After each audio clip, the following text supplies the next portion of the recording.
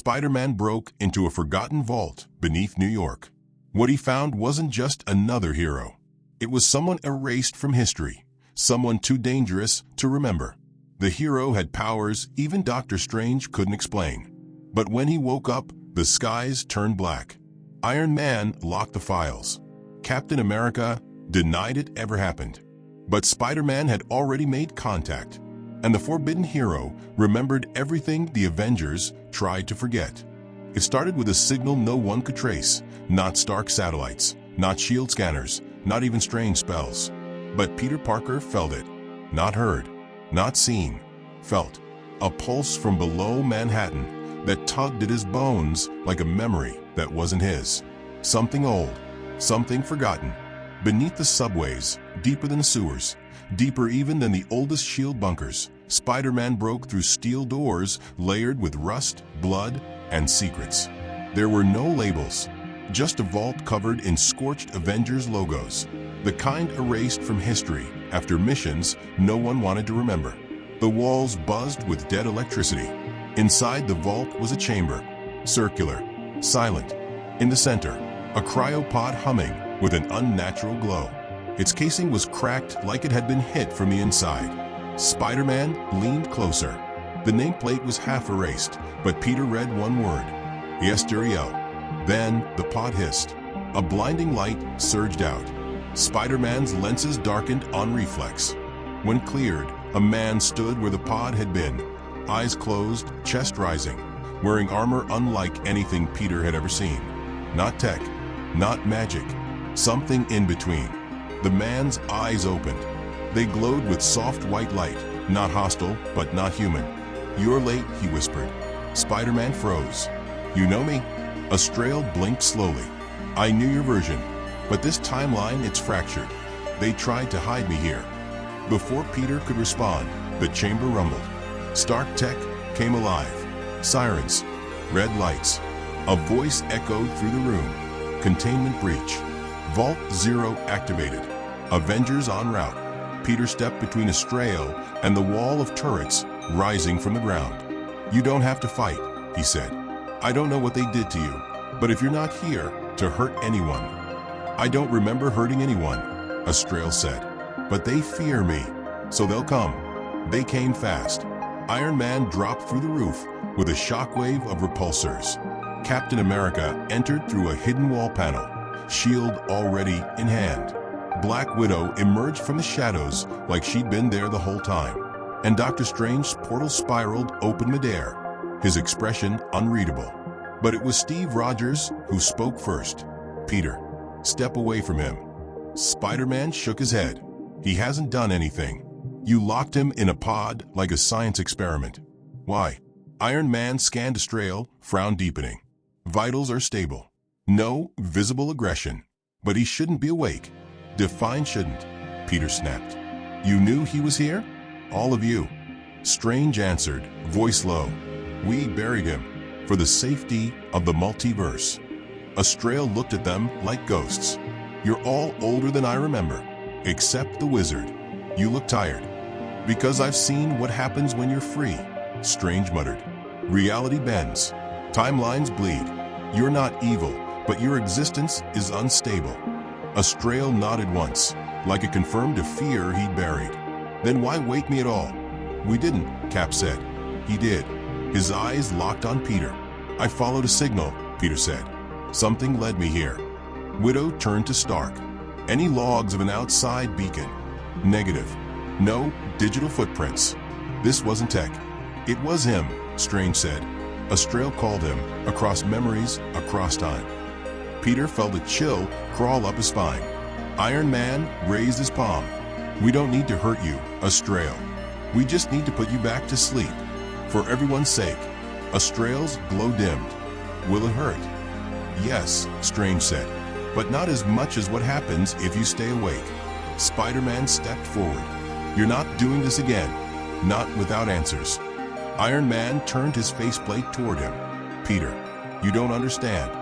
"No, you don't. We don't lock people away just because they might be dangerous. You taught me that." Cap lowered his shield an inch. "We didn't lock him away for what he might do. We locked him away because of what he already did. Astrael looked confused. I don't remember hurting anyone, just closing something. A rift. Strange inhaled sharply. He's remembering. Peter's voice dropped. What rift? Astrael's eyes flickered. There was a world tearing itself apart. Not this one. Another Earth. It screamed in my mind. I held it closed. But something shattered when I did. I felt my name being cut from existence. I woke up here. Widow looked pale. It was the multiversal quarantine. 7 years ago. Strange whispered. We told everyone it was a natural collapse. Cap stepped in. Because we didn't want them to know we used him to fix it. He sacrificed everything, then became the threat. Peter turned. So instead of saving him, you erased him? Iron Man didn't answer. The walls began to pulse with the same white energy that had burst from the pod. Astrael was glowing, not by choice. His body was reacting. Reality bent slightly around his silhouette. Peter could see cracks forming in the air, like glass under pressure. Dr. Strange looked panicked now. He's synchronizing with the timeline again. The longer he's awake, the more fragile this universe becomes. Astrael clutched his chest. I don't want to break anything. You are breaking things just by existing, Stark said. Then let me leave, Astrael said. Open a portal. I'll go anywhere. Strange shook his head. It's not that simple. Your presence is bound to this Earth, to this moment. Spider-Man didn't hesitate. Then we help him. We don't bury him again. You said he saved the world. Then he deserves a chance to live in one. Cap looked torn. Peter, I respect you. But this isn't about morality. It's about stability. Maybe your definition of stability needs to change. Peter shot back. Maybe we shouldn't be afraid of the ones we owe. Iron Man powered down his repulsor. Then the burden is yours, kid. What? You found him. You keep him stable. Strange nodded slowly. A tether. If Peter stays near him, Astrael's destabilization may slow. Peter blinked. You want me to be a leash? No, Astrael said. I want you to be a friend. Silence. Then Cap sighed. 1 week. If anything changes, we put him back. Peter nodded. Astrael looked up at the ceiling, at the concrete and steel hiding the stars. Thank you, he whispered. But far above them, in a hidden tower, Fury watched the feed cut out. He turned to Maria Hill. Activate Memory Protocol 13, he said coldly. We didn't bury him deep enough. The week began with a lie Peter didn't know he was living yet. Astrael followed him out of the underground vault like a shadow that didn't understand how to behave like one. Everywhere he walked, light bent, reflections shimmered, street lamps flickered. People on the streets felt something strange pass them, something like déjà vu and fear mixed together. They didn't see Astrael, not really. Their minds simply refused to acknowledge him. Some instinct buried deep in human evolution told them, forget this. Don't look. Don't remember. Peter noticed it immediately. Astrael held a cup of coffee, trying to mimic human behavior, but the steam curled upward in impossible spirals. Time dilated when he blinked. Birds paused midair for half a second and resumed flight without realizing anything had happened. You're doing it again, Peter whispered. Doing what? Astrael asked. Reality things. Timeline things. Basically everything Strange said you shouldn't do. Astrael looked down at his hands. I am trying to be small, quiet, but the world keeps reacting to me. Peter tried to smile, even though his stomach was tight with worry. Yeah, well, same thing happens when I try to dance. Astrael didn't laugh. He was still learning what laughing was. They returned to Peter's apartment, or what used to be his apartment. The moment Astrael stepped inside, the lights dimmed, then brightened, then settled into a soft ambient glow Peter had never programmed. Astrael sat gently on the floor, like he was afraid to break the furniture just by existing.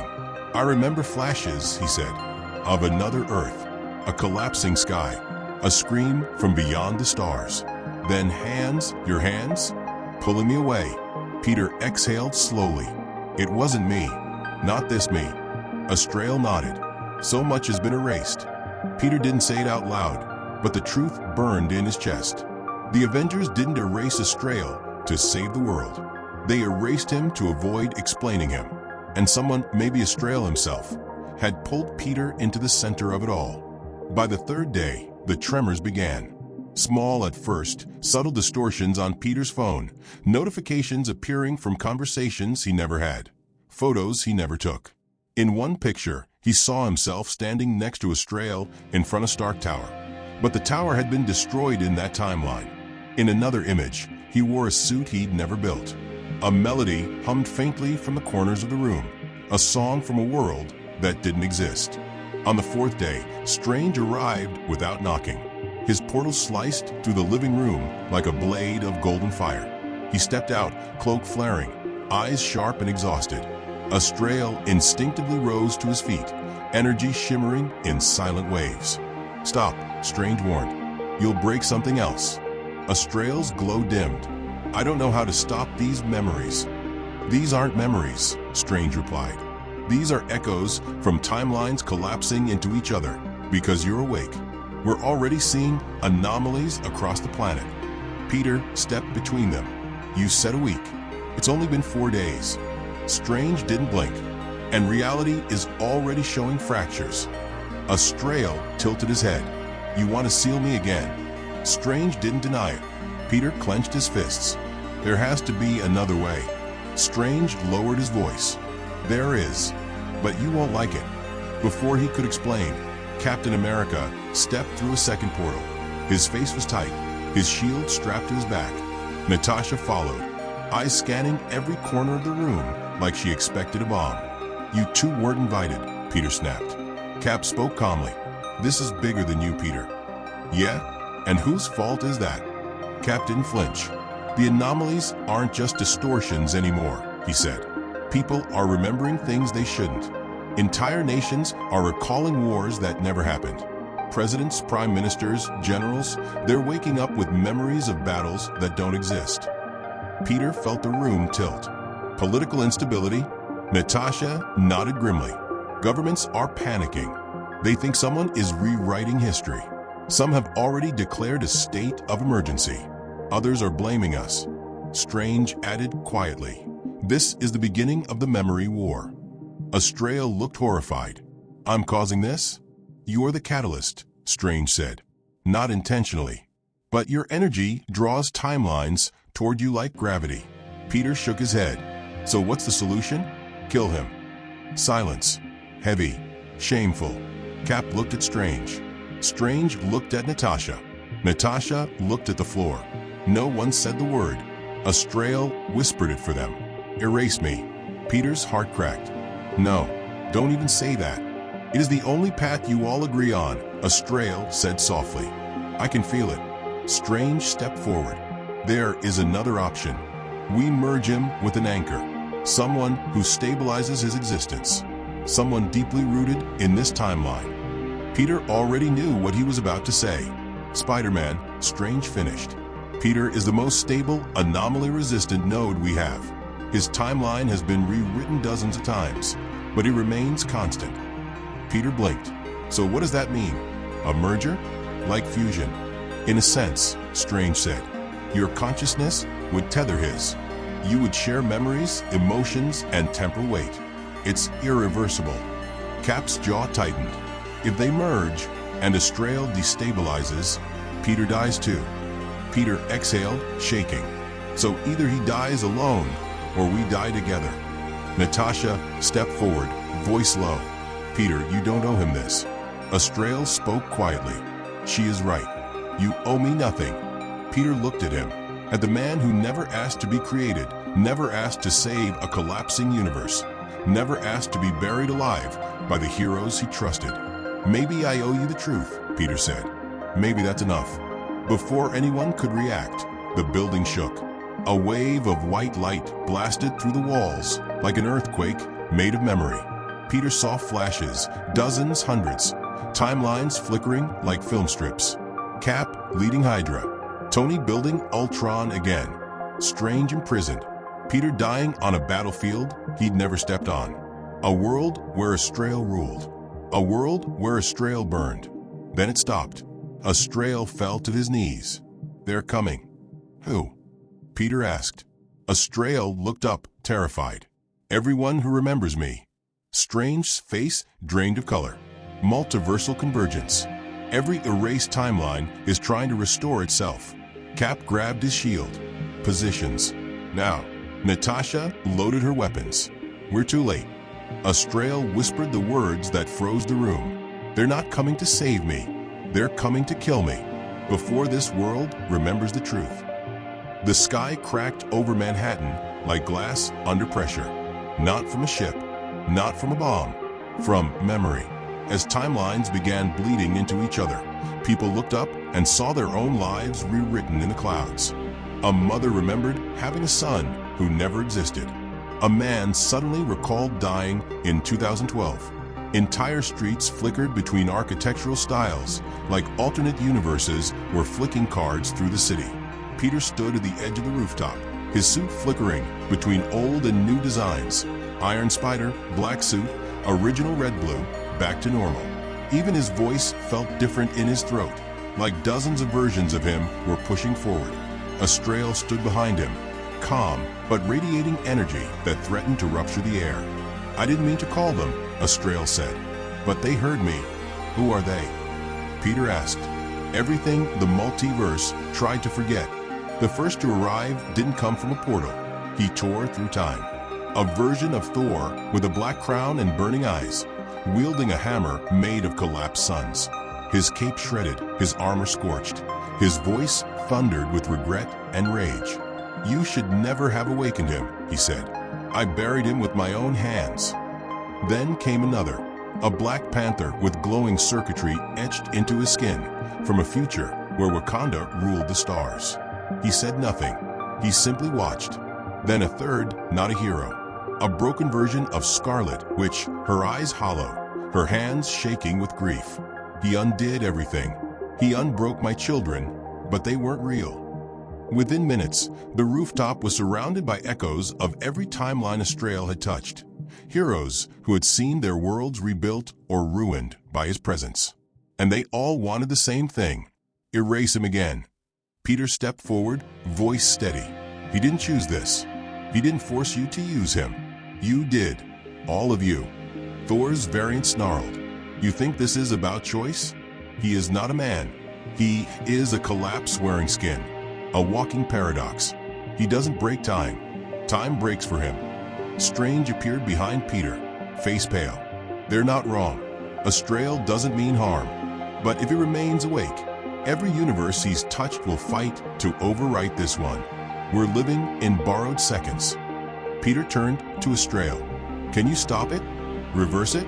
Seal the rift?" "I don't remember how," Astrael whispered. "The memories are locked behind pain." From above, a drone projection blinked to life, a shield frequency. Nick Fury's face appeared, grim and direct. "Peter, you were supposed to keep him stable. Now half of Europe remembers being at war with Atlantis, and Wakanda just declared diplomatic ties with Mars." Peter stared. "That didn't happen." "It did," Fury replied. "In timelines, Astrael's reawakening brought back into alignment. We are now surrounded by possibilities acting like realities." Fury's voice lowered. "We're one trigger away from World War, and every nation blames him." The projection vanished. Wanda stepped forward. "Let me do it," she whispered. "I've rewritten the world before. I can trap him in a pocket dimension. No pain, no death, just stillness." Peter's voice cracked. "You mean a cage?"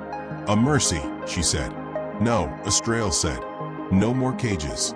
He raised his hands, not in aggression, but in surrender. Yet the air around them rippled as if thunder had passed. The rooftop's shadow bent upward. Reality began to bend away from him. The Thor variant hurled his hammer. It struck nothing, because in that split second, Astrael stepped across a thread of time, not teleportation, but refusal. He rejected the timeline where the hammer could hit him. Peter barely understood what he saw. "Don't fight," Peter begged him. "If you fight them, you prove their fear." "I'm not fighting," Astrael said softly. "I'm remembering." His eyes glowed, not with power, but with memory. He collapsed to the ground. The heroes stepped back as time convulsed, not violently, but like a story being revised. Astrael's armor shifted, revealing layers beneath it, symbols from ancient universes, languages long erased. He spoke words no one had heard in thousands of collapsed timelines. And then he remembered everything. A planet screaming for help. A rift tearing open between dimensions. Astrael was born in the moment of the multiverse's bleeding, a defense mechanism of existence itself. Not born, forged, created from sacrifice, composed of memory, designed to hold broken timelines together by absorbing them. He didn't destroy worlds, he held them. And when the Avengers of that universe realized what he was, they buried him. Not out of cruelty, out of fear. Because every time he stabilized a universe, he took a piece of it with him. He became the memory. He wasn't just forbidden. He was the library of collapse. Peter's knees buckled. Every variant stopped moving. Even Wanda looked shaken. Strange whispered a single word, godlike. But Astrael was crying. "I didn't want to be forgotten," he said. "I just wanted to be free." Peter stepped forward and did what no one else had ever done. He touched him. No spell, no shield, just human contact. And in that moment, Astrael's energy surged outward, not as destruction, but as integration. Reality stabilized. The cracks stopped spreading. The multiversal variants vanished, sent back not through portals, but through understanding. Astrael wasn't erasing them. He was giving them closure. Each hero returned to their rightful reality with one memory, the truth. That Astrael was never their enemy. That he was the cost of their survival. Only Strange, Peter, and Astrael remained on the roof. The sky above them healed. Peter's voice was barely a whisper. What now? Strange looked away. Now the world will know he existed, and they'll fear what that means. But maybe, Peter said, they'll remember why he existed. Astrael looked up. The stars were stable again. But deep in Wakanda, in the vault beneath the vibranium mines, a different memory flickered awake. One Astrael never touched. And a new voice whispered, "If memory is power, then forgetting him was Earth's last mistake." The memory of Astrael spread faster than any virus. Within 48 hours of the Convergence collapse, half the world's population started dreaming about him. Not nightmares, memories. Soldiers woke up remembering wars that were erased. Children whispered his name without knowing why. Presidents demanded answers. And the Avengers had none. They held emergency meetings in sealed towers, off-grid, no recordings. Tony Stark, resurrected by tech from a backup consciousness, looked shaken. Even in hologram form, he felt the weight of it. "We built a cage," he admitted, "and called it mercy. But the world is remembering the man inside." Steve Rogers, older now, looked out the window toward a flickering skyline. And they're not asking if he's dangerous. They're asking why we lied. Across the world, new political factions formed overnight. Some called themselves the Remnant, others the Remembered. And at the center of both, Astrael. Their new symbol wasn't a flag or a god. It was a man the world wasn't allowed to remember, now standing free. In Wakanda, Shuri warned that vibranium sensors were picking up residual memory energy from Earth's core. "He's not broadcasting," she told T'Challa. "He's echoing, like a memory bouncing through time." Astrael remained silent. He lived now in the Astral Sanctuary, a chamber built by Strange, neutral ground between worlds. Peter stayed with him, not as a guard, not as a host, as a friend. Every day, Astrael spoke a little more. Every hour, more came back. Not just what was done to him, but what he did. The seals he placed across the multiverse. The timelines he absorbed into himself. The collapses he held back with his own body. He wasn't born. He was authored. And the author was no longer hiding. At the edge of known space, a ripple formed, not in stars, but in remembrance. A long-dead celestial AI known only as Mind-Well Activated. It had one purpose: contain memory, erase anomalies. And Astrael was its final failure. The Avengers detected the signal, a hyperthread beacon coded in psychic DNA. Not tech, not magic, Something new. Someone's coming, Strange warned. Not to fight, to overwrite. Peter watched Astrael in the dark, bathed in light that had no source. You okay? Astrael blinked slowly. I'm not afraid of dying. I'm afraid of being erased again, of living and being forgotten like a whisper inside a storm. Peter didn't know how to answer that, so he didn't. He just sat down beside him. Outside, the stars began to pulse, not because something was arriving, but because something already had. The first rewrite was small. A newspaper headline vanished from existence. Then a video file, a protest recording, a mural. One by one, the memories of Astrael were being deleted in reverse, not just from minds, but from reality itself. And as Peter turned back to speak, Astrael was already starting to fade. Not his body, his presence, his impact.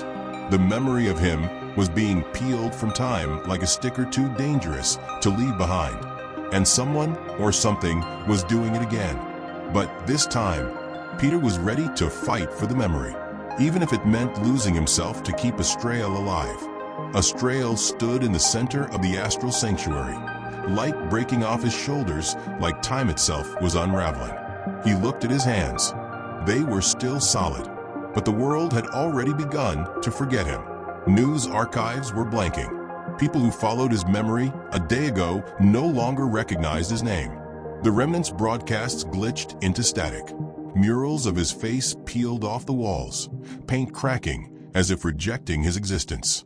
He wasn't dying. He was being rewritten. Dr. Strange slammed a book shut, panic in his eyes. This isn't just memory erasure. It's a rollback. Something is rewriting the present by fixing the past. Peter shouted across the chamber. Then rewrite it back. Use the time stone or whatever's left of it. Strange didn't answer, because deep down they all knew the truth. This wasn't a spell. It was a system correction. The multiverse had judged Astrael as an error, and it was fixing itself. I think I was never meant to be remembered, Astrael said quietly. I was made to hold pain no one else could carry. Not to be thanked, not to be loved. Peter's voice cracked. Then why do I remember you? Astrael looked at him and smiled. Because you chose to. A flash of light exploded across the chamber, not a weapon, a signal. Mindwell had arrived, not as a being, but as a presence woven through the quantum lattice of the universe. A voice boomed through every mind simultaneously, emotionless, absolute. Discrepancy detected, reality offset engaged, memory structure corrupted. Erase. Peter stood in front of Astrael. You'll have to take me too. A silence. Then the voice shifted, acknowledged. A beam formed, pale blue, almost peaceful. It stretched toward Astrael, passing through Peter's chest like wind. And something incredible happened. Peter didn't vanish. He stabilized it. His presence slowed the erasure. His mind, warped by time, death, loss, resurrection, anchored the correction. He had become the paradox the system couldn't compute. Strange stepped in beside him. If we synchronize Peter's memory of Astrael as the first memory, we can anchor Astrael as a universal constant. He'll become a foundational truth. But it'll cost Peter everything, Natasha warned. Every origin, every timeline. He'll lose the web holding his identity together. Peter didn't hesitate. Do it. Astrael reached for him. No, he whispered. You've already carried too much. Peter smiled. Then let me carry you. The chamber glowed. The past flickered. Peter's life unraveled in seconds. Uncle Ben, Gwen, May, MJ, even Tony. All spun into a whirlwind of broken timelines and stitched together lives. But one thing remained constant. Astrael. In every version of Peter's life, the forbidden hero was now part of it. As a mentor, a warning, a myth, a savior. Not dominating history, just belonging to it. The Mindwell process paused, then collapsed. It couldn't erase what the timeline had accepted as fact. Astrael dropped to his knees, not out of pain, but out of awe. I exist, he whispered. Peter fell beside him, weak but breathing. Yeah, and they remember you now, forever. The sanctuary quieted. Outside, the sky held firm. No more anomalies. No more fractures. Just memory balanced. But somewhere deep within the folds of space, a single line of corrupted code pulsed from the remains of Mindwell. Next discrepancy. The one who made Astrael. And far, far away, a heartbeat answered. The end.